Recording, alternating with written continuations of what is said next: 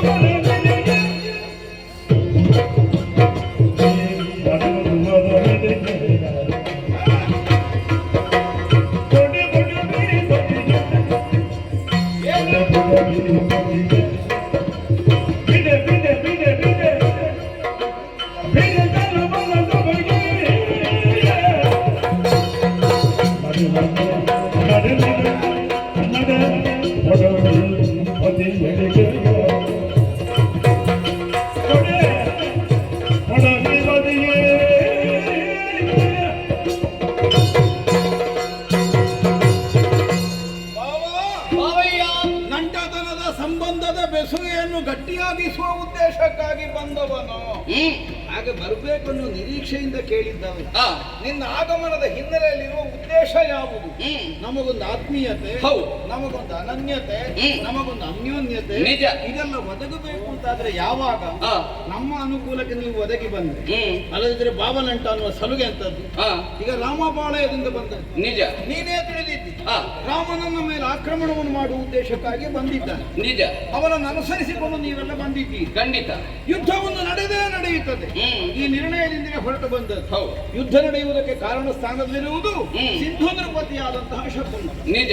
ಅವನನ್ನು ನಾನು ಸಂರಕ್ಷಿಸುತ್ತಾ ಉಳಿದಿರುವಾಗ ನನ್ನಿಂದ ಅವನನ್ನು ಪಡೆದು ಅಲ್ಲಿ ಕೊಂಡೋಗಿ ರಾಮಚಂದ್ರಮ ದೇವರಿಗೆ ಒಪ್ಪಿಸಬಹುದು ಅನ್ನುವಂತಹ ಯೋಚನೆಯಿಂದ ನೀನು ಇಲ್ಲಿಗೆ ಬಂದಿದ್ದೀಯಲ್ಲ. ಇದೆಲ್ಲ ನಡೆಯುವಂತದ್ದಲ್ಲ. ನೀನೇ ಪ್ರಪ್ರಥಮವಾಗಿ ಏನು ಇಲ್ಲಿಗೆ ಸಂಧಾನಕ್ಕಾಗಿ ಬಂದದ್ದು ಅಲ್ಲ. ಲಕ್ಷ್ಮಣ ದೇವ ಬಂದಾಗಿದೆ, ಉತ್ತರ ಕೊಟ್ಟಿದ್ದೇನೆ. ಬೇಡ, ನಿನ್ನ ಚಿಕ್ಕಯ್ಯ ನಮ್ಮ ಮಾಮ ಸುಗ್ರೀವ ಬಂದಾಗಿದೆ, ಅವನಲ್ಲಿ ಉತ್ತರ ಹೇಳಿ ಕಳುಹಿಸಿದ್ದೆ. ಅವ ಆಗ್ಲೇ ಹೇಳಿದ್ದಾನೆ, ನಾವೆಲ್ಲ ಯುದ್ಧ ಆಯ್ತು ಅಂತಾದ್ರೆ ರಾಮಪಾಳೆ ನಿನ್ನ ಕಡೆಗೆ ನಾವೆಲ್ಲ ಯಾರೂ ಇಲ್ಲ ಅಂತ. ಈಗ ನೀವೆಲ್ಲ ನನಗೆ ಸಹಾಯಕ್ಕೆ ಬರ್ತೀರಿ ಅನ್ನೋ ನಿರೀಕ್ಷೆಯಿಂದ ನಾನು ಹೊರಟದ್ದಲ್ಲ. ಯಾರೇ ಕೈ ಬಿಟ್ರು ನಾನು ಶಕುಂತ ಭೂಪನನ್ನು ಯಾವ ಕಾಲಕ್ಕೂ ಕೈ ಬಿಡುವ ಪ್ರಶ್ನೆಯೇ ಇಲ್ಲ. ಕೊಡುವುದಾದ್ರೆ 9ನೆಯ ದಿವಸದ ಬೆಳಗ್ಗೆ, ಇವತ್ತಿನ ಸೂರ್ಯಾಸ್ತಮಾನ ತನಕ ಬಿಟ್ಟು ಕೊಡುವುದಕ್ಕಾಗುವುದಿಲ್ಲ. ಆದ್ದರಿಂದ ನಡೆ ನಡೆ ನಡೆ ನಡೆ ನಡೆ ರಘುವರ ನಡೆ ಬೇಟೆಗೆ ಭೂಪತಿಯನ್ನು ಬಿಡೆ ಬಿಡೆ ಬಿಡೆ ಬಿಡೆ ಮುಚ್ಚ. ಈಗ ನಿನ್ನ ಬಳಿಗೆ ಬಂದು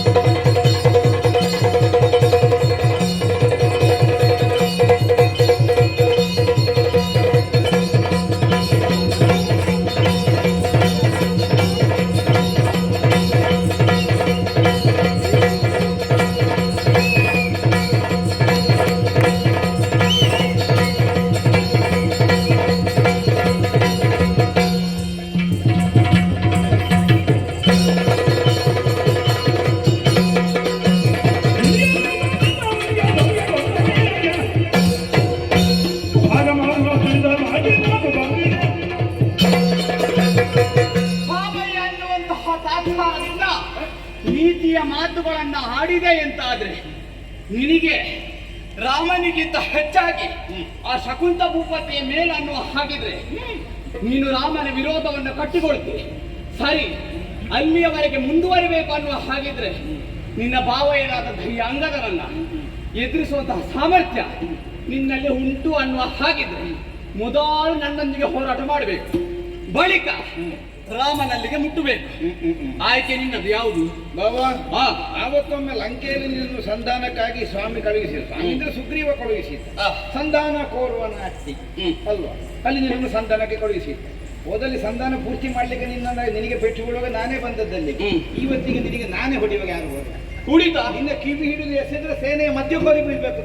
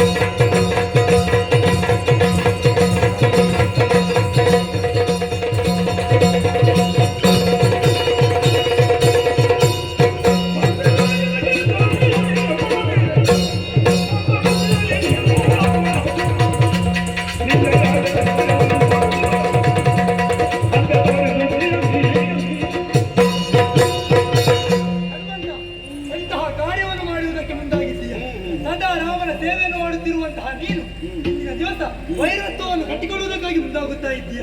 ಹಾಗಾಗಿ ಹೇಳುತ್ತಿದ್ದೇನೆ, ಇದು ತರವಲ್ಲ. ಶಕುಂತ ಮಹಾರಾಜರನ್ನು ಬಿಟ್ಟುಕೊಡು. ಬಿಟ್ಟುಕೊಡುದಲ್ಲ, ಪೆಟ್ಟುಕೊಡು.